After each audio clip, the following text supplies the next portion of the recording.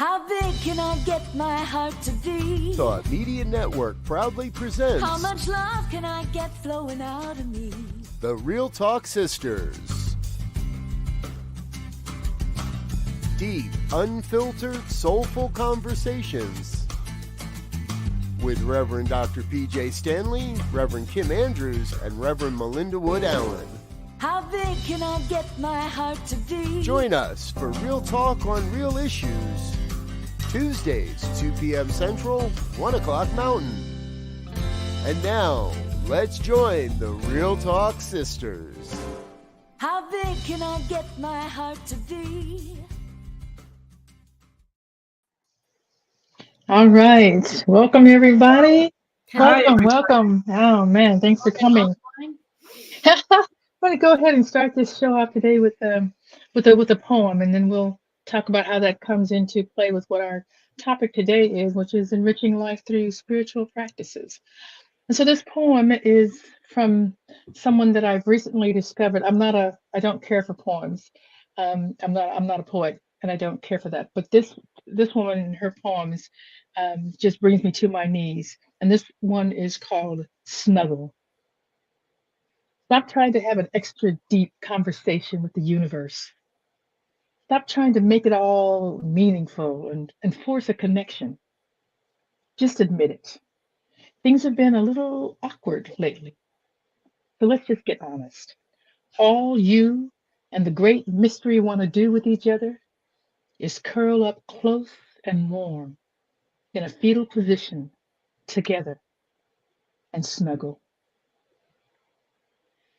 And so for me, that just kind of describes this thing that we're talking about with spiritual practices and the reason for it, in getting closer, getting a better understanding of who that which is greater than ourselves is and who or what it is to us.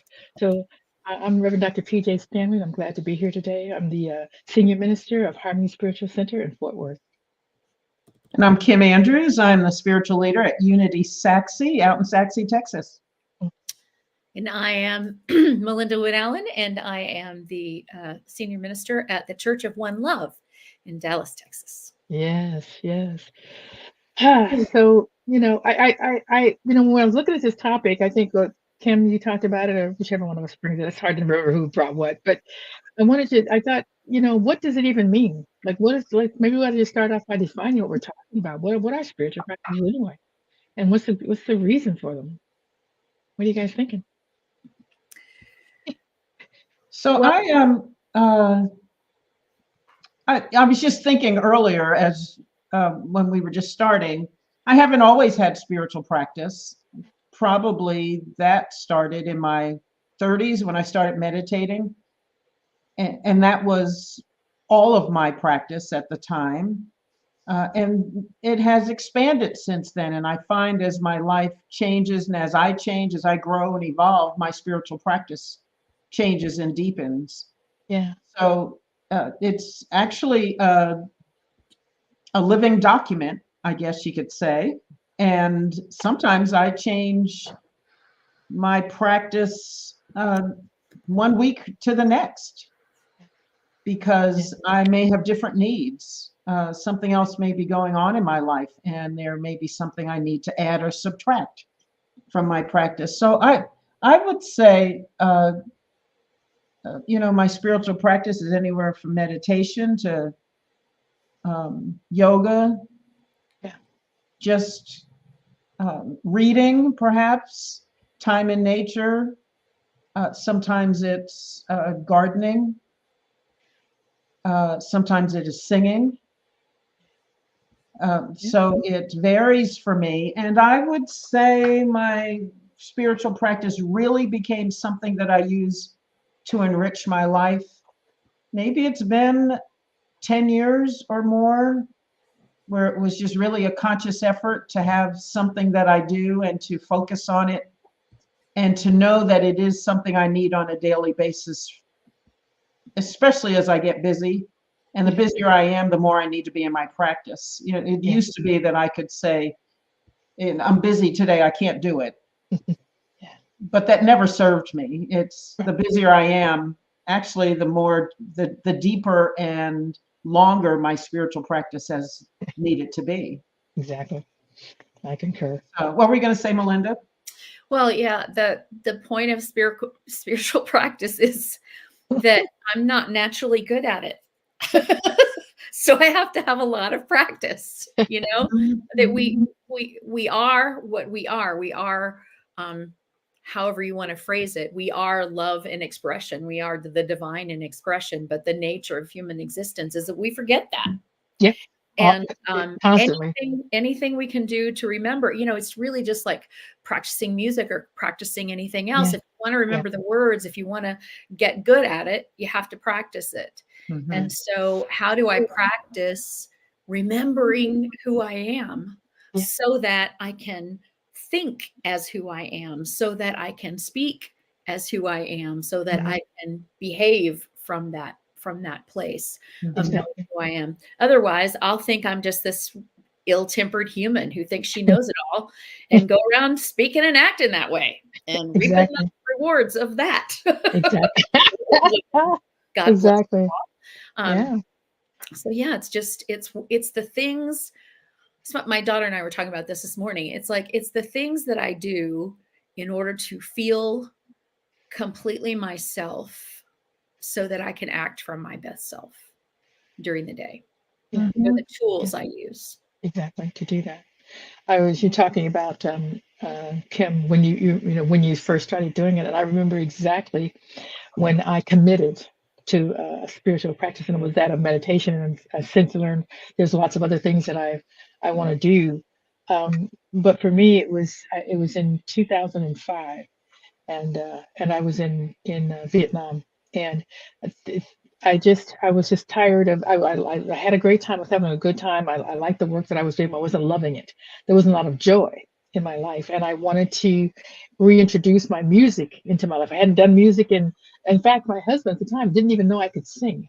That's how long I hadn't been doing music, and so I just said, you know what, I need to get into a covenant with Spirit. I actually said those words. I actually sat down one morning and said, let's get into a covenant. And what I will do is speak with you every single day. I won't miss a day. And what I want is I want to bring the music back into my life because it brings me joy. I don't know how to do that right now. And so I'm going to ask you to help me do that. And I will do whatever you tell me to do. I will listen and follow. And that's how it started. And I went from, and I lived in Saigon at the time, and Spirit said, no, you got to move. This isn't where you're going to do it. It's going to be in Phuket. I didn't even know what, in fact, when I heard that it was going to be in Phuket, and I heard that through some teachers, because I was working at a school at the time, and they said, oh, no, if you want to do music, you got to go to Phuket. And I'd never even heard of it. Like, what do you mean? Where is Phuket? And then when I saw it written down the way it looks, I thought it was fuck it, because it's Phuket. Perfect. Fuck it. Let's go. Let's go. Okay, that's the name of your memoir, The Road to Fuck It. Fuck it, let's go. The road to exactly. Anyway, so that was, I remember exactly, and I have not stopped from that day. I meditate every day, no matter whether I'm traveling or whatever. But then there's other things that I bring in as well, like you just said, the readings and just whatever. But the reason for it, which is, it's always that. It's what's the reason you're doing that compels you, it propels you, it keeps you moving forward. When you see that there is, there's more life. I have more life when I am talking to Spirit, when I am invoking and remembering. That's what it is. And it's not like, you just said it, Melinda. We are individualized expressions. I know who I am, but I'm not acting like who I am. And so it's just a reminder every single day of that connection, and that I can speak to it and I can call it up and say, nope, that's not the behavior of that entity, of that God in you. That's not that behavior. And so let's try again.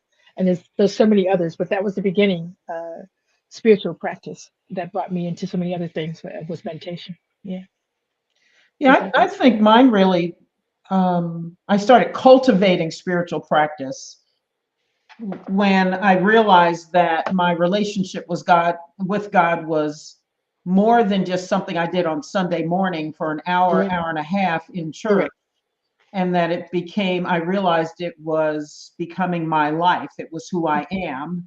Yeah. And so I needed to, like Melinda said, remind myself of that, bring that to my life every single day as a reminder to me, as a deepening of who I am, and being able to actually live that way.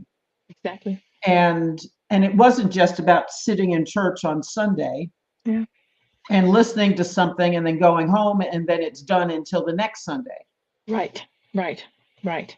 Which was always the reason why I needed a different kind of spiritual practice beyond this meditation, but even going to church every Sunday. I can't. I have to find some place that I go to and meet up. That's not just. I needed an everyday church. Mhm. You know what I mean? And everyday church is about the practices that you create for yourself, so that you are in touch with that spirit. It's not in the church house, the center, the spiritual center. It's not in the house, it's in you. And so, how do we evoke that feeling of being surrounded by that love, and being able to practice and be that love, or be that mindfulness, or be that caring and compassion, be all the things that God is everywhere, or that which is greater than yourself, whatever you're calling that. I don't just call it God, because it's, it's whatever you want to call it, but that which is greater than yourself. How am I going to be that in every situation, everywhere I am, with everybody that I meet? How do I do that?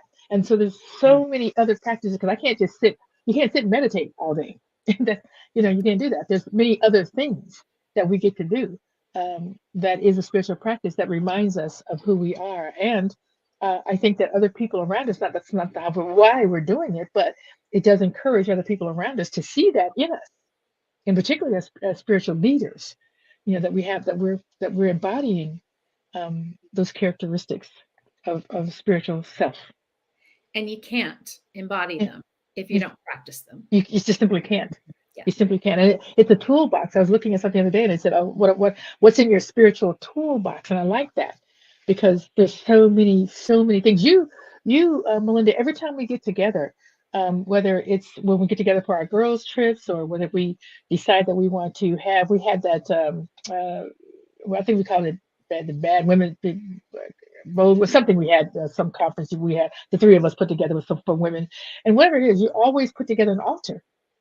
You say, bring something, everybody bring something, bring a picture. When we get together, bring a picture, something that means something to you, and we'll create. You bring candles and just create this sacred space everywhere we go. That's what you bring always. I never. That's another thing that's in my tool chest I didn't do before.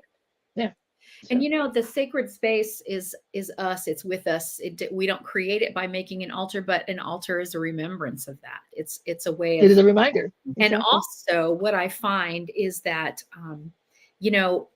a lot of practices we're used to doing. Some days they're harder than others. That is correct. And there are certain things that I can do that are shortcuts. Like if I light a candle, or have or burn a certain incense whenever I go into meditation or prayer, then on a day that it's hard, sometimes lighting the candle or just smelling the incense will take me there. It was like Right. my body and my mind, oh, here's where we are. Oh, there it is. Know what to do now. Back Rather to than what you're talking about. spend a lot of time coaxing it in there. Exactly. And for me, the altar can do that. The visuals, the smells can do that.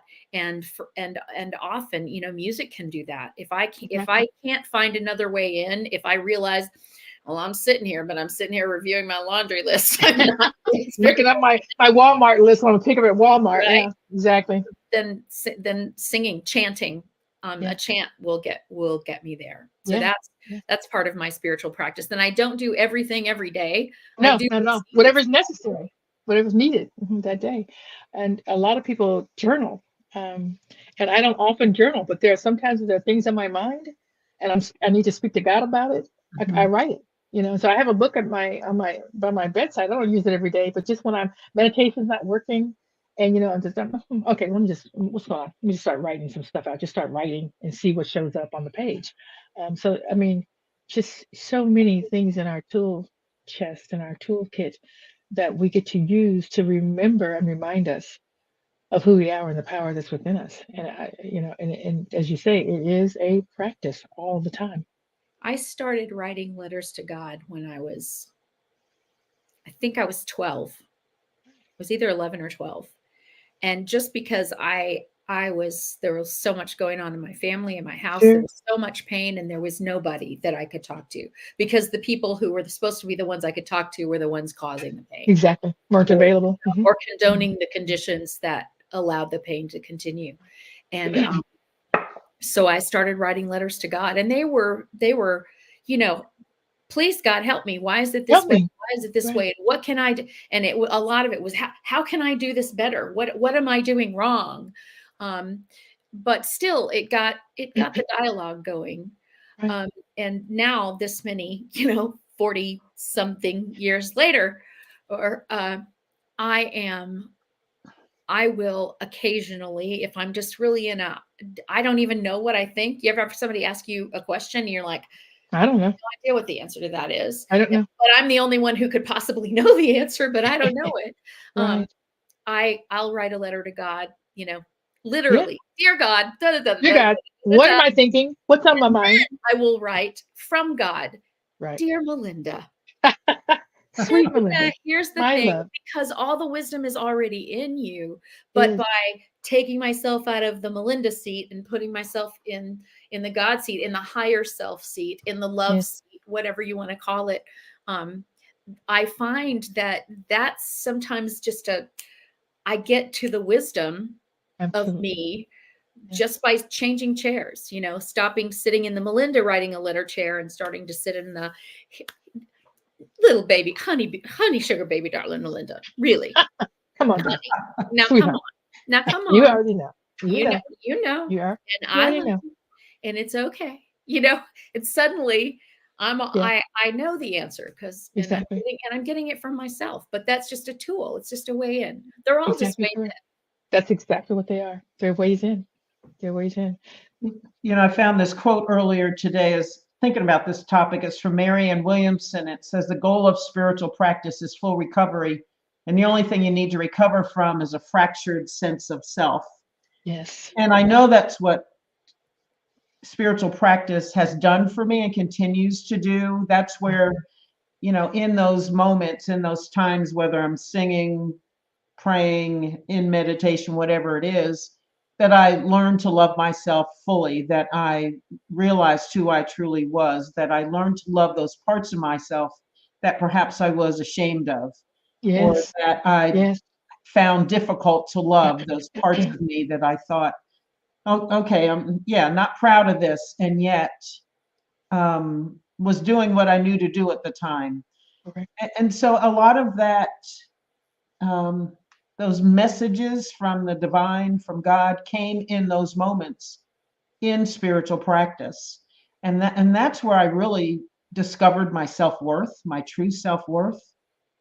Who am I? That's where I found the strength to walk through the fire when we are, the fire's licking around our legs and we're trying to walk a difficult path. That's how I found persistence and comfort. Often there are, tears, whether they're happy tears or sad tears. That's where I get my grief a lot. And so for me, it really was a place to find my wholeness and to embrace it, and then to really grow from, because I was really discovering me and life with a capital L, and God, certainly. And how were we all one? And then how do I live that? So if I did have a question about what it is I'm called to do at a particular time, I could ask in that time and get an answer. Right. And the virtue of practice is that even when we're not sitting in practice, you can be out in a crowd and I can hear what it is I'm to do or to say. That is correct. How do I show up here? I can get those messages, because when you've got practice and you've got all those good deposits in the bank of life, then you can draw on that when the stuff hits the fan, when it's difficult, when the world is loud. Yes. When the world is loud, yes. I can hear then what is the truth for me, and not just more noise. Exactly. Yeah. And so we're talking about enriching our lives through spiritual practices. We're just going to take a quick break and be right back. Thank you all so much for being here.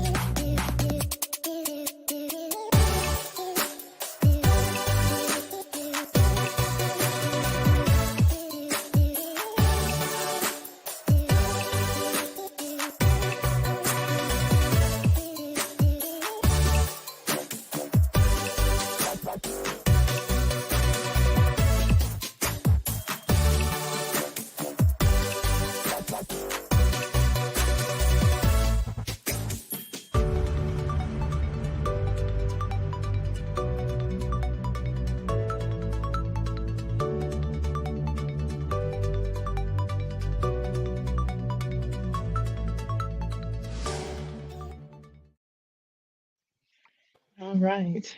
We're Back. back. I think you were saying, Kim, or maybe the both of you were talking about, when you ask yourself some questions. That's a spiritual practice. We don't always think about that. We think about, we have to meditate and we have to get, be calm and peaceful and all of this sort of thing, which, all that's good. But ask ourselves questions. And one of the things that I ask a lot when I'm just moving forward and I don't quite get it, I just say, what is going on here? What's this about? What is this about? I'm asking myself, like I'm feeling sad or feeling sorry for myself or whatever it is. And I could say, okay, what is this about? Because we already know the truth. The universe is abundant. I am love and loved. There's plenty. I already know all of that. So what is this about? What are you afraid of? Where's the fear coming from? So all these wonderful questions that you can just put out and just go, oh, okay. Oh no, there's nothing to be afraid of. Whatever. So questioning is a wonderful spiritual practice. Just to question what is happening and why am I feeling the way I'm feeling? What's going on here? What's changed? What's changed? I knew yesterday I was loved. Today somehow I don't know. Yeah. And I love that it's so, there are some things that are universally accepted spiritual practice. Yes. Meditation, prayer, chanting, Yes. walking meditation, Yes. yoga, hatha, all the different types of yoga. Those are all pretty accepted spiritual practices, but I think we all develop our own little practices that might not make any sense to anybody else in the whole universe. Fair. But they remind us they're our way in.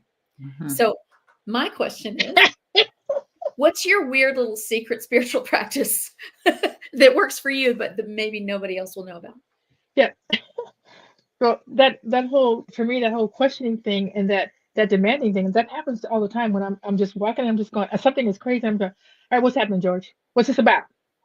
What do you want from me? I'm just talking like I'm talking to you right now. And it happens all the time. I don't even get what's going on. And Spirit's talking about, and you did it. You already know what's going on. It's crazy. And you know it. So it's conversation. Like you don't know. Don't act like you don't know, girl. You know. So I just have all these conversations just like I'm having with you right now. It's just amazing. I don't have them out loud though. I don't have them out loud. But so nobody's saying, is she talking to herself? Is she having Not that. But I do all the time. Not in public. So yeah, that's my little secret life of spirituality.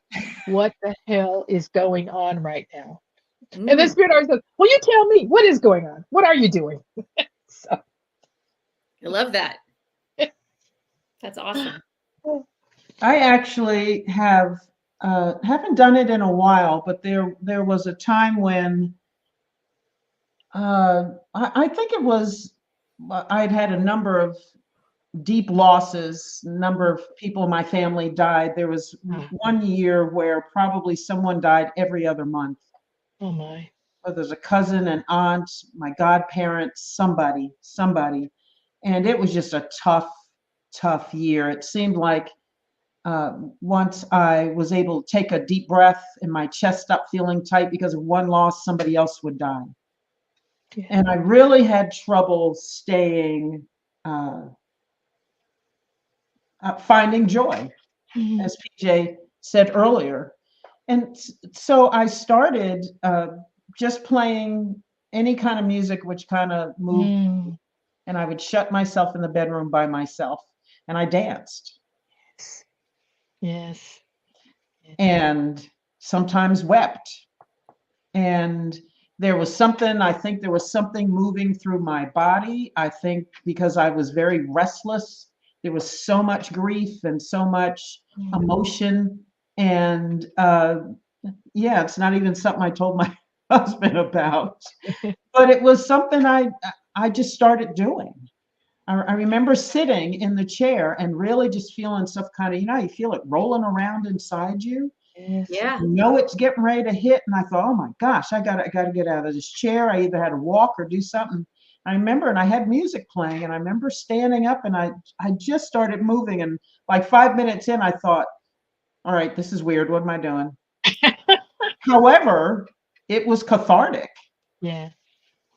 And Yeah. I probably did that every day for a couple of months until it felt like everything moved through me. The other thing I've done is I love watching movies. And every once in a while, there'll be a particular movie that speaks to me.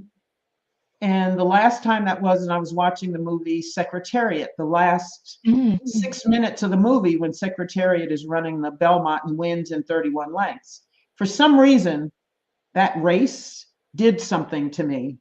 And part of my practice began was to watch that 6 minutes of the end of that movie. I watched it every single day for months. And finally, one day I asked a question, why am I sitting here watching this thing about this horse? What is that? Why am I sitting here and weeping, watching a horse race? And I thought, oh, I don't ride horses. It's been years since I've been on a horse. And I got a very clear message from the divine about that.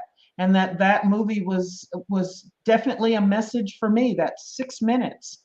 But man, every single day for about 4 months, I watched that 6 minutes and sat there and cried. And then after I didn't need it, it wasn't there. I didn't do it anymore. Yeah. Done.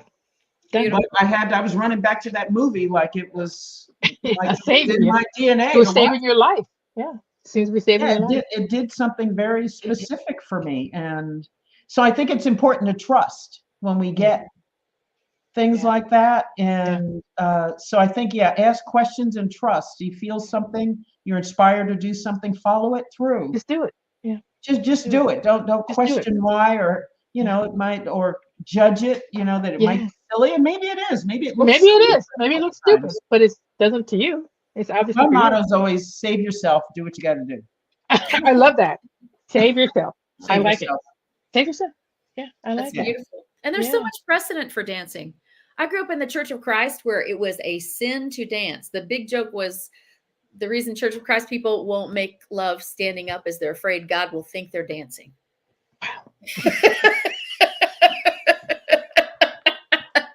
And just how do we get these ideas? I'm going to insult God by moving my body, the body that He's created. Yeah. The body He created. To music that is literally music of the God. Music of the God. It's crazy. It's crazy. But and now, there's so much research today that shows that traumas are held in the body. Yes. And that rather than repeating the story over and over in your mind, finding the place in your body that it's held and releasing it physically there is hugely powerful. So that's what you were doing instinctively. Yeah. Instinctively. It's like, what was that show? Grey's Anatomy, where the two used to, dance it out. They sure did. Dance it out. They did. They sure did. Yeah, they sure did. That's beautiful. Well, what is your little thing? I joke about this a lot because I cuss. I know. I'm going to let you in on this secret. Sometimes I cuss. And it is a spiritual practice for me. That's what I tell people. I say, excuse me, it's a spiritual practice for me. And it is somewhat joking, somewhat tongue in cheek, but it's also, there's some truth there because the way I was raised, if you said a certain word on a list of words, that would send you to hell. Wow. And my using a word the way I want to use it with the intention, to me, the only word that's going to send me to hell is when I mean the hell of my own making, is words of hatred, words of fear, words of distrust, words of othering people, all of those things, that creates hell for me. A little shit or damn here and there does not send me to hell. And it's almost a way of my saying, I have control of my words and I get to use my own intention behind them. Yeah. And I don't have to take what other people say about a word and make it mean something to me. And so, and the other practice that I have, because I don't know, it makes me, it's like a rebellion, but it's a but it's a declaration of freedom from that very, very limited way of thinking. Mhm. And I try to use it in appropriate situations where people aren't going to be offended by it. Yeah. But the other thing is, we were taught you couldn't say even gosh or golly, because Right. that was just really, you really meant God, and so you were taking the Lord's name in vain. And I say thank God, I don't know how many times a day, over and over and over and over again. And in the way I was raised, that would have been terrible. Oh, thank God, da da da da da. But here's the deal: I mean it. Yes. I absolutely Yeah. mean it. Yes. I mean You're it. actually thanking God. And I'm Yes. aware. And it's a habit for me to thank God. So one of my spiritual practices is that when I get up in the morning, not right after I get up, but very soon after I get up, there will be the pouring of libations, which will be the coffee pot into my cup, the pouring of libations, And in some cultures, in the Yoruba and a lot of religions, just pouring water either onto the ground or from one vessel into another and blessing it as it goes is a spiritual practice. I don't use it in that way, but when I pour my cup of coffee in the morning, I am conscious that I am pouring libations, and I say, I've heard that. and I I say love it. thank you, God, I thank you, love God, it. Yeah. and then I have this little sacred vessel that I'm nurturing myself with. And yes, these days it's decaf, but I try to not remind myself of that too often. But it doesn't matter what's in it. It doesn't It matter if does not. anything's in It it. does not. So It's whatever meaning you give it. Yeah. yeah. So the deal is there are certain tools that we have that are spiritual practices that are tried and true, that are known. They're the ones we develop for ourselves. But beyond and beneath that is, it's not so much what we do as how we do it. Mhm. Because I can make unloading the dishwasher a spiritual practice, and I frequently do, because it's a repetitive task that I don't enjoy. But if I decide, if I remember, oh, wait a minute, I'm loading the dishwasher as a spiritual, I'm unloading dishwasher as a spiritual practice. So thank you, God, for this dishwasher. So I didn't have to do all this by hand. Thank you, God, that the fact that I have dishes to put away meant that I had dinner last night Yes. when so many people didn't. Yes. Thank you for the miracle of that you can look at a glass and go, that was stone, that was mineral. Sand. And Yeah. now it's this beautiful reflective thing that I get to pour stuff in. And Right. once we start gratitude, which is a spiritual practice that can be used all the time in many Right. millions of ways, Mhm. there's no end to it, really. You can keep going deeper and deeper and You deeper. can. You can. And one of the things that you're talking about that reminds me of is being being here now. Be here now. Being fully present. So that mindfulness while you're doing the dishes, Mhm. just being so that you're not just off somewhere and just not fully present. So just that's one of the, for me, as we've talked about this many times, um, unconditional love is what I go for, is what I practice. But I just think it's just one of the highest things that I can do. To everything I look at, everybody that I'm involved with, to look at them as if I know who they are, which is that they are individualized expressions of the one love. And so if I look at everybody with love, as if they're one love, and as if we're connected, which we are, reminding myself of that, that is being for me fully present. So I'm not just I'm not looking through people. I'm actually with you. And so that's a practice that I do everywhere that I go. And in particular, I talk about Walmart a lot just because I'm there a lot. It's around it's just around the corner. And so I'm going shopping and you walk in, you've got these things on your mind. But the moment I get out of my car and there are people around, I'm watching, looking to see how I can connect. If I can just help you put your basket away. Can I help you? Do I see, you know what I mean? Just connecting, connecting, connecting. And for me, that's a high spiritual practice because it matters to me Yeah. I see love everywhere I go, and that I feel like there's a connection to me and everything else, including the fruits that are there. And there's I'm blessing the thing. I'm just looking at this fruit and say, hey, this is. I don't have to go out to the field. I don't have to plant it. I don't have to garden it. In fact, I was talking to my neighbors because they were they like gardening and they like flowers and things like that. And so do I. I just don't like I don't like gardening. I like the product. I don't like gardening. So I'm gonna go to Michael's. I'm serious. I'm gonna go to Michael's and get these beautiful fake flowers and stick them in the pots. And Zach can look at these things and just bring me joy and not have to bother with watering them or anything. During the winter, summer, they're always there, just looking beautiful. That's what I'm gonna do. That's my spiritual practice of just I'm just grateful that there's all this beauty around me and I don't have to even work for it. It's Yeah. just there. Yeah. It's just there. So Appreciating beauty. I just huge appreciate the beauty of it. Exactly. The colors and just all the different kinds of flowers that there are. It's amazing to me. Amazing. So just all of that connection and that oneness, that love and that taking time and being fully present in everything that we do. And it's just so easy to get busy and rush by because you got to get somewhere else. But Yeah, on the kind way of to somewhere else, yes, the yes, opposite of spiritual practice is absent-mindedness and yes, multitasking. and multitasking, which in fact is not possible. Your mind is only on one thing at a time. You can serial task, but you can't. You can serially task things, but you can't think of 1, 2, 3, 4, 5 things at once. You're not thinking. I mean, you you're can do something can't. with your hands and be thinking of something Of totally something else.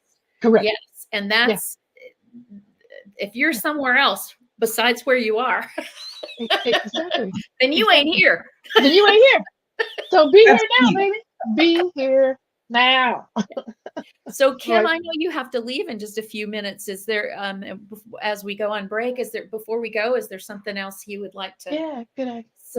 some wisdom you would like to share with us? You know, it's interesting. So I'm heading to the dentist and have had some pain the last few days. So it's interesting that during that time, you know, you take something for the pain and yet you have to wait for it to work, or it's Yes. not quite fitting the bill. Right. Because there was a lot of that last Yes. week when this Yeah. thing really flared up. And I found myself getting just very, very quiet Mm, during those times and being kind to myself, giving myself some grace, slowing down, and paying attention to the pain where it was. It was, you know, my whole face, this whole side of Yeah. my face was just felt inflamed and hot and painful. And I just withdrew from everything and did some of the things I needed to do, showed up at some meetings, you know, put myself through a couple of paces, and other things I said don't have to be done. Yes. And so I think rest and renewal is certainly a spiritual practice we all could use, Absolutely. especially the way we live these days. Mm, And I am more apt to give myself that more often than I ever used to, because I really just thought, you know, being productive was important, especially as busy as I am. But, you know, I realized the value of just resting here, yes. just rest here, even in Yeah. my pain, because usually that would make me go a little bananas and I'm cross and I'm hard to live with. I just withdrew and thought, you know, I'm just going to lay here Yeah. and How let about the that? world go by. Hmm. How about that? That mindfully gentle with yourself Yes. is something that I used to not even know was a thing. Yeah, I didn't know that there was a thing. Yes. Mhm. Yeah, gentleness with myself. Yeah. Yeah, totally had no frame of reference for that. So Right. Yeah. And speaking gently and lovingly to yourself, you know? yeah. Mm. Sorry, I'm gonna miss the rest, but I know it's Yes, all in your capable hands. I love you it is. both. We Thank love you, you. everybody, We're for gonna Just take a quick seeing you having that whole thing just nice and cleared up and you not having to withdraw in pain again. yeah, Thank we're you done. very much. Thank you. All right. We'll See just you take a next quick week. break and we'll see you next week, darling. We'll All just take a quick Bye, break. Kim. Thanks. Bye.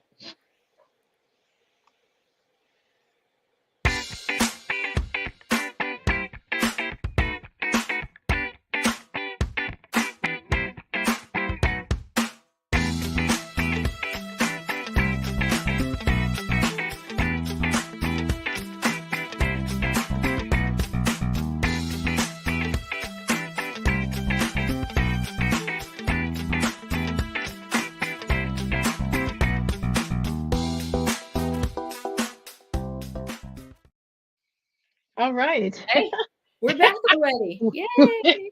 We are. Yay. Yeah, So and just I have a poem I'd like to read. I know please it's funny do. you said you don't like poetry.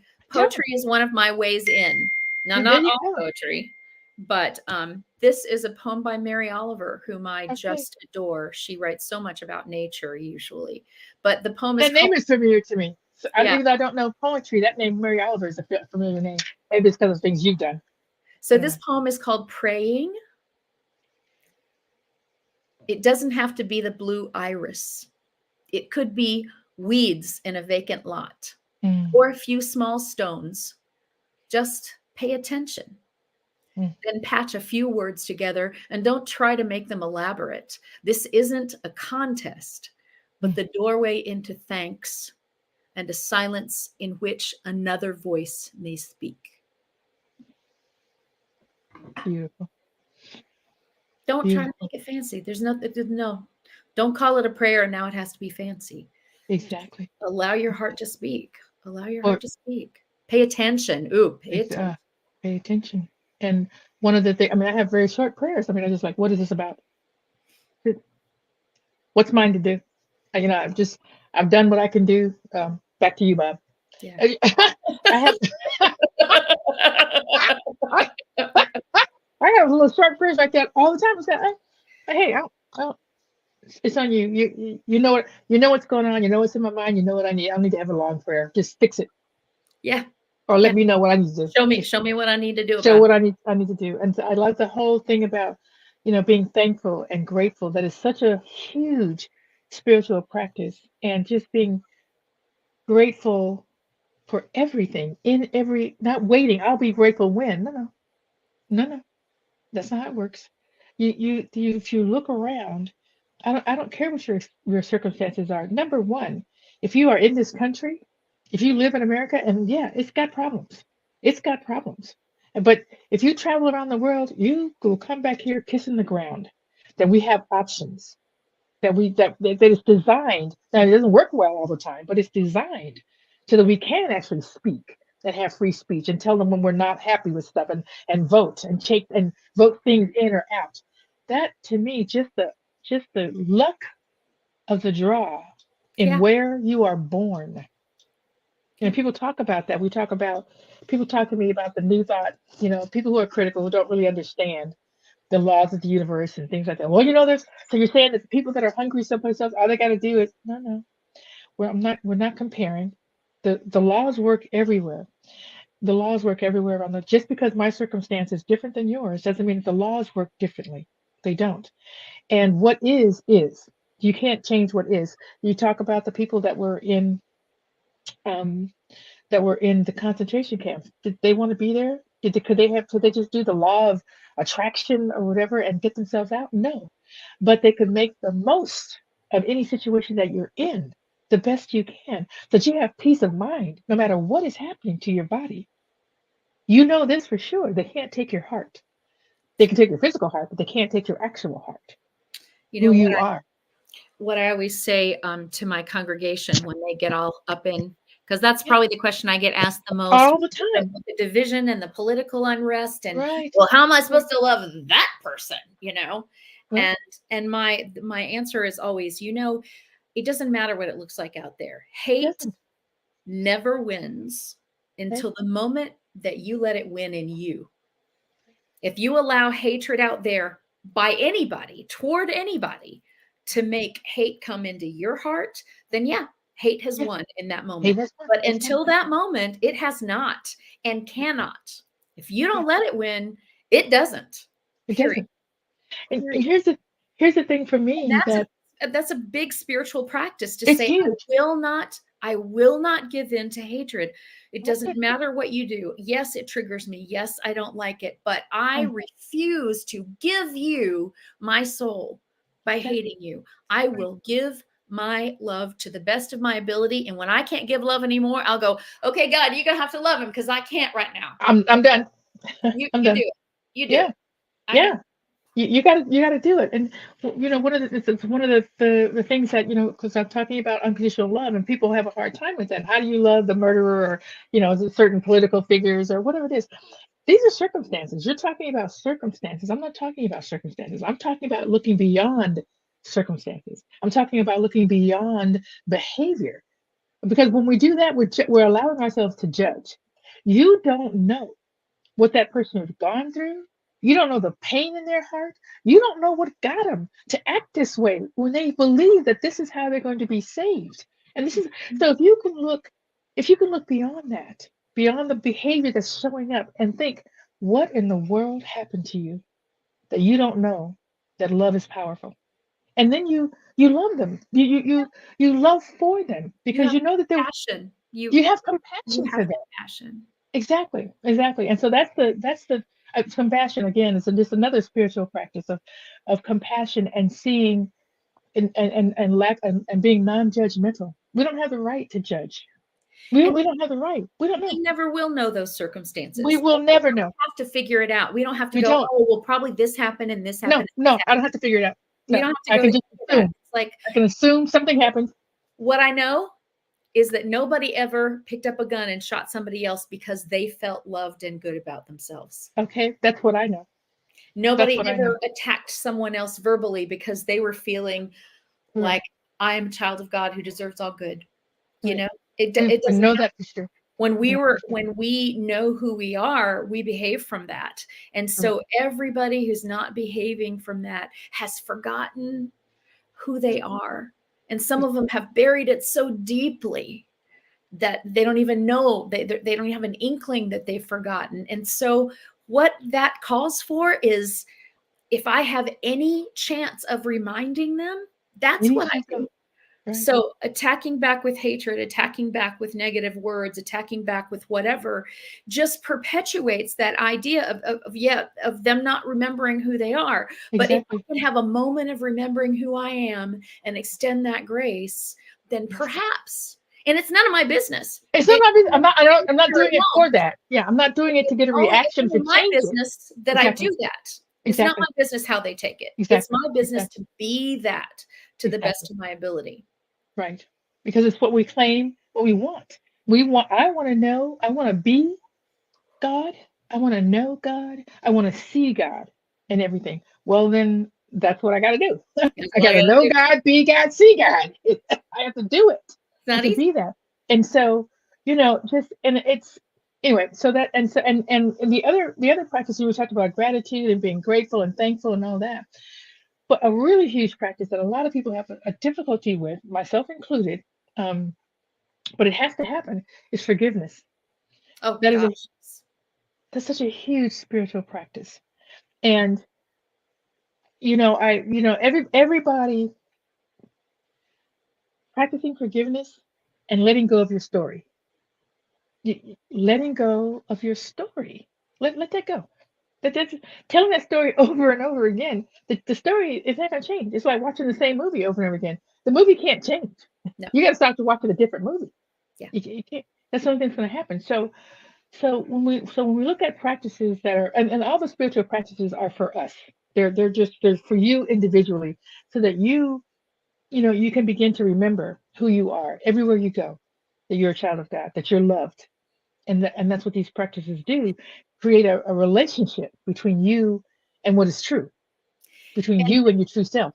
and you are the one who and you are the one who benefits. The deal is Exactly. why? Is it Yes. so you can make those people feel better? Not No. at all. Is it so Not that at all. you are deserving of something? No. You already It's are. because it will bring you joy Exactly. And peace. And and peace. peace. And Because peace. if you don't do it, no joy, no peace. If No. you do it, you are allowing joy and peace into your life. And so it's very selfish practice, actually. It really is. It's selfish in so many ways, and it's selfish and not. It's for you. And one of the one of the I was talking with a mentor of mine, and she's saying, forgiveness means to give for, to give over, to give this up, to give this over. You so know that what you I can- think? What do you think? I think next week our topic is forgiveness, because there's Yeah. no way we can cover that. No, not at all. It's a big minutes. topic. It's But a big topic. it's huge. It's the foundation of the joy in my life today. Absolutely. Absolutely. If I hadn't been able to work through forgiveness of lots and lots of crap that's gone down in my life, and forgiveness to the point of I don't even have an emotional trigger to it anymore. It's like, Exactly. yeah, that's what happened. Yeah. Yep. And everybody was doing the best they could. That part, when you actually realize, Yeah. no one is intentionally. I mean, unless there's like, there's a mental problem, but if there's no mental issues, they're not intentionally trying to hurt you. What they're trying to do is alleviate their own pain. Yes. That's what people are doing, just trying to alleviate their own pain. And if you can love them through their pain, my God, what a beautiful thing you've done for yourself and for them. Or if you can just give them grace, like Yes. I can't, I may not be able to do that, but God can. Yes. And so I'm going to just leave it alone. I'm not going to go back and pick at my scab over and over again just to see if it still bleeds. And that brings me to this idea. Kim touched on it before, and you and I talked just a minute ago about compassion and how powerful it is. And it doesn't mean you have to fix it. Right. It just means you have the heart to say, I can witness that I'm present for it. I understand that the pain exists, and I wish it were different. That's all it has to be. And so one of the practices I've learned lately, and I love this, is I don't know if this happens to you because you're very youthful, but sometimes when I sit down to meditate, the first thing that comes is, oh, this hurts and that hurts. I got a headache. As long as I'm being busy, I didn't notice all this stuff. Notice it. Yeah. Oh, hurts. And ow, when did this chair get so uncomfortable? Is there something wrong with my hip? And so one way in is I just do this practice of a moment of self-compassion. It's like, I just do a little scan. Oh, my head does hurt. Oh. And I say to my aching head, I care. Oh, I'm sorry that you're hurting. I care. That's it. I don't try to fix it. I care. I care about it. I witness you. Yes, knee. Yes, you're still there, reminding me of yourself all the time. And I care. I care. I do. That's simple. That's simple to my own body. It's amazing what it does. Yeah. So if I can just spend a second giving some compassion to my own body and have it make that much difference, then how much is my ability to just witness and give compassion to another without trying to fix, without even trying to understand or figure it out. But just, I can see that you're hurting. I can see that you're hurting, and I'm so sorry. And if there's anything I could do, I will. Yeah, absolutely. You don't have to say that to them. No, but you're knowing, and that heart feeling, that feeling in your heart is, because people, no matter what you say, no matter what the words are that are coming out of your mouth, they know what you're saying. It's true. It's because it's coming from your heart or not. And they know that, they feel that. So, you could try to cover up and say that you're saying something, but they know what you're saying. They know what you're really doing and saying. And there was something, you reminded me of something else as you were talking. There's just so much going on here when it comes to the forgiveness practices for yourself and for others. And part of what happens for me when it comes to that, and we'll talk more, we'll talk about it. I think it's a big subject. We'll talk about it more next week. But one of the things that happens that, like I mentioned it just really quickly, is to stop telling the stories. Stop telling stories. And the story becomes bigger, greater, and you become more and more the hero in this story, or the put upon, or whatever you're doing. But here's something that'll wake you right up. If you have an opportunity to share that story with the person that you believe has created that story for you, and they have zero memory of it. Zero memory. Or their memory is completely different. It's completely different. That's not what happened. I don't even remember. What are you talking about? Was I even? No, that didn't happen. So that'll just snap you right up and realize, you know what? Am I making that story up? Did I add to this? You can believe you added to the story. Yeah. Believe you added to the story. That's the way memory works, is we fill in the blanks. And we're always the hero of the story. We're good guy. We're always going to be the hero or the victim or the victim. We assigned ourselves. We will play it to the hilt. There's that discovery process I love so much. Exactly. exactly. So I just, really feel like to suffer. oh no. But I know I'll tell you guys this story because I love it so much. When I tell the story about the traveling, because I actually love traveling and I loved when I was a kid, you know, because my father was in the military, so he traveled a lot. And I loved going to, like every year we were someplace else. Like I was never going to see the teacher in the next grade because I was going to be there. Yeah. I love that. To meet new people and Oh, just I excited. hated it. It was so painful. Oh my God. And so I'm just I tell the story like every family together we're at, and I was telling everybody about how much I didn't just confine it to me. I just included everybody, how much and finally my sister suddenly my sister said, I need you to stop telling that damn story. Because that's only true for you. Nobody else likes the travel. So again, back to the whole when you're telling these stories and you're filling in the blanks and you're assuming so many things. But we'll talk about more of that next week. We talk about forgiveness work and telling our stories and how we actually can how we give for and why that's so important. So I think we need to kind of wrap it on up. Yeah, we got a couple of minutes Well, left. I'm getting these little things from him saying, we gotta kind of let it go. So, well, you take it away from us when it's time to take it away, but my clock reads 2:57. So, I think he means like wrap it up, don't stop in the middle. So, what last thing? Any last particular, just a practice that you do that you might share? I just, the practice of meditation, I want to say about that. It doesn't need to be a big deal.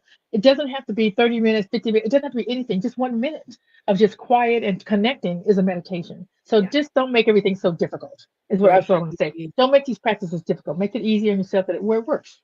Yeah. That's what I would say. What about you? What do you want to say? Credit. Don't use meditation to beat yourself up for not doing it right or not doing it good enough. Yeah. Exactly.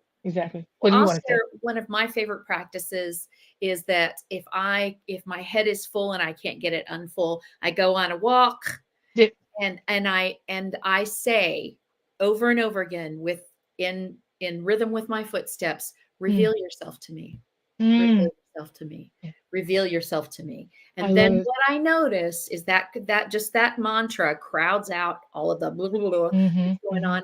And usually both, my eyes are opened to beauty around me that I would not otherwise have been able to see. I will see detail. I will see minutia. I will have appreciation for stuff that I had never thought of as beautiful before. Nice.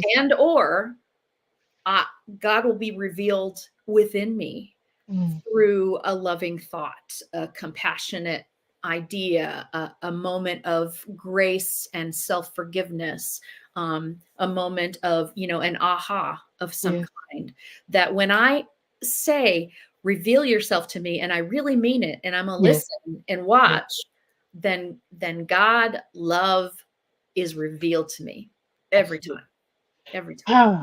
So thank you, everybody who's going to watch and been watching these spiritual practices. They're lifesavers. Yeah, send us an email and tell us what your spiritual practice is. RealTalkSisters@gmail.com. Give us a shout out. Yeah. Thanks for being here. Yeah. Thank you so much. Yeah.